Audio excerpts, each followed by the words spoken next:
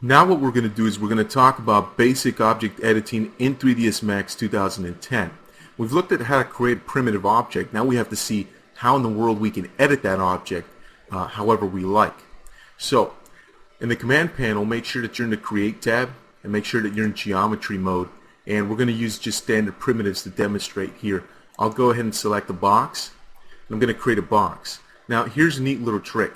If you go ahead and click in the center of the grid there in the viewport and drag, the box is going to be placed over here in this lower quadrant of the viewport.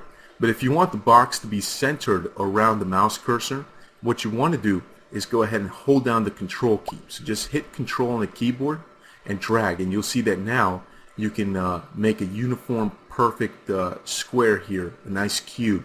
So I'm going to go ahead and do that, and I'll give it some height, and that's it. Then I'll just right click on the mouse to end the creation process. Okay, so we can see here's the name, box01, and the color, which we can actually change if we wanted to, but I'm not going to go ahead and do that. What I'm going to show you is how to go ahead and modify this object. How do we do that? Well, it's pretty simple. In the command panel, if we go to the second tab, it's the Modify tab. You can see that now we have the name here. Here's the color. We also have a set of parameters down here in this rollout.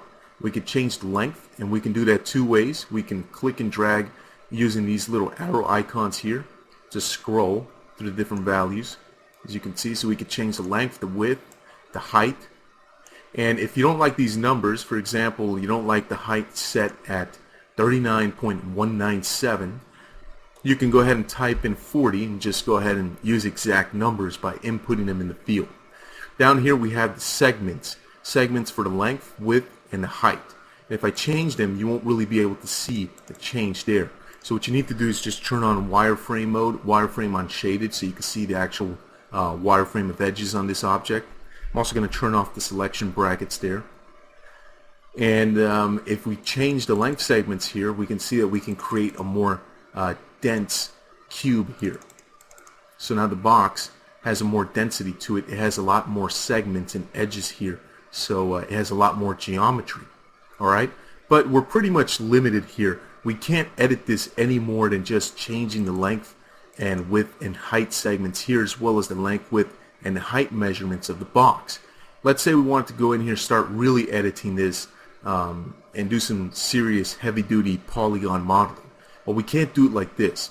Unlike other 3D packages in 3ds Max, you can't just create a primitive and start editing it right away. You have to create a primitive first, set up these basic parameters however you like, and then you have to convert it. You have to convert it to a polygonal object that you can go ahead and edit. In 3ds Max, we have two different types of polygonal objects that we can edit. We have editable meshes and we have editable polys. Okay, so how can we convert this primitive to one of those, either a mesh or a poly? Well, there's a few different ways you can go about it. The first and easiest way is to just have your object selected, and anywhere inside your viewport, just go ahead and hit the right mouse button. This will open up the quad menu. From the quad menu, down here in the bottom, we have a Convert To option. And we can convert to different types of objects. We can convert this to NURBS, which we're not going to do, and editable patch, which we're not going to be working with. We're focused more on meshes and polys because these have to do with polygon modeling. So let's go ahead and select editable mesh. Once we select that, you notice that the object here in the Modify tab changed. It's now called editable mesh here. If I go ahead and click on that little black plus icon and expand this out, we can see that we have 5 different categories here. We have vertex, edge, face, polygon, and element.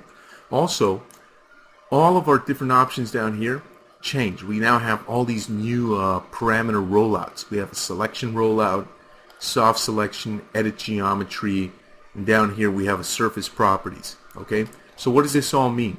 Well, when an object is an editable mesh, we have a deeper and higher level of access to the object that allows us to edit it like we could not edit it before. So what we can do is we can select vertex mode here, for example, and you can see that we now have these blue vertices, blue dots on our object. And these are vertices, and we'll talk about editing this stuff later. What's the difference between editable mesh and editable poly? Well, with editable mesh we have access to the object's vertices, the object's edges, faces, polygons, and elements. Editable mesh is pretty good for doing polygon modeling. However, it's very limited and I don't recommend using it. Why? Well, Editable mesh doesn't give you access to all the great tools in 3ds Max for polygon modeling. Why not? That's just the way it was made.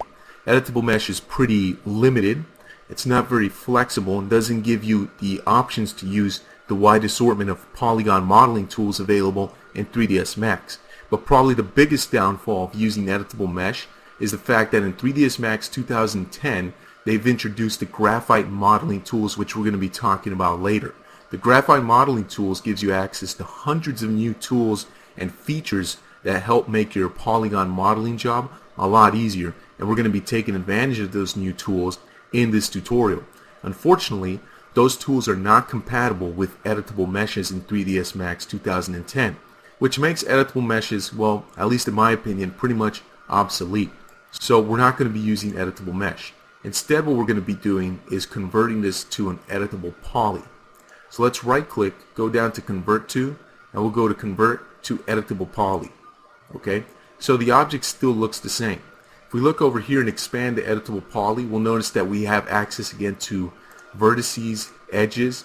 This time, however, instead of having access to faces, we have access to borders, which is a very useful thing. We also have access to the polygons that make up the object, as well as the elements of the object. Okay, but we're going to talk about that later, where we're going to focus strictly on those things. Alright, so editable poly.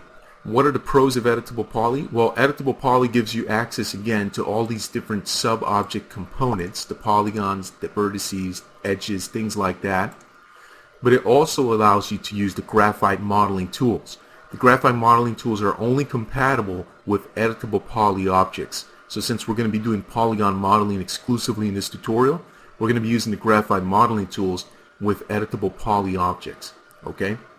We can also drop modifiers on top of objects here. So let me go ahead and hit Control Z to undo a few times to go back to the box, the primitive. If we go to our modifier list here, we can actually drop an edit poly or an edit mesh modifier. As you can see, when I drop that on there, I have all my polygon modeling tools available to me, and I can also expand this and I have access to the vertices, edges, borders, polygons, and elements of the primitive object that's now an editable poly, because I dropped the edit poly modifier on top of it. But we'll talk about modifiers later. We're not going to get into that now.